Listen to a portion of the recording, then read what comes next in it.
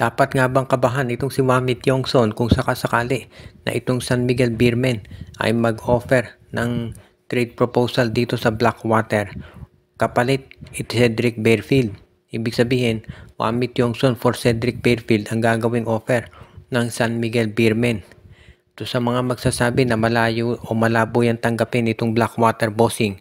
Tandaan natin na ito si Cedric Barefield pagkatapos ng season na to magiging unrestricted free agent na. So, kaysa naman na umalis si Barefield nang walang kapalit, ang pwede nilang gawin ay i-trade na yan dito sa San Miguel Beermen kapalit ni Wami Tiongson. Medyo malabo naman niyang mapunta sa TNT dahil nandun na si Jordan Heading at si Reynan Batak bilang point guard at kabibigay lamang ng contract extension dito kay Jason Castro. So, malabo na maging point guard yan si Barefield. Plus, nandun pa si Robert Bolick sa NLEX.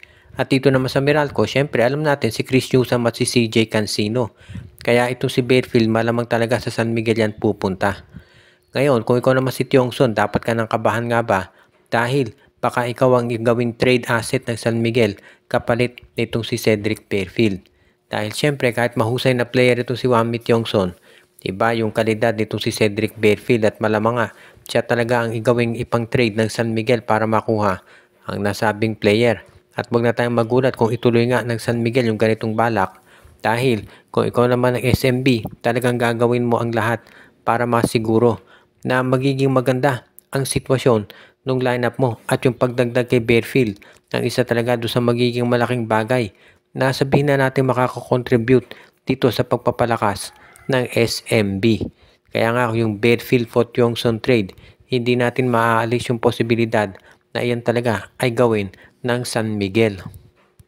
Napag-uusapan itong mga malalakas na teams ngayon, itong si Robert Bolick, sobrang ganda ng pinapakita at marami raw mga teams ang interesado na makuha to.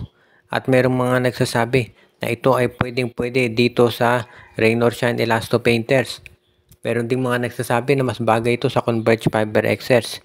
Ang maliwanag dito yung mga independent teams ay interesado na raw na ma-acquire ang serbisyo nitong si Robert Bolick, lalo na at nakikita na nila kung ano ang pwede nitong maibigay pagdating dito sa mga tinatawag na sabihin natin clutch performances. Alam naman natin, diyan kilala talaga itong si Robert Bolick.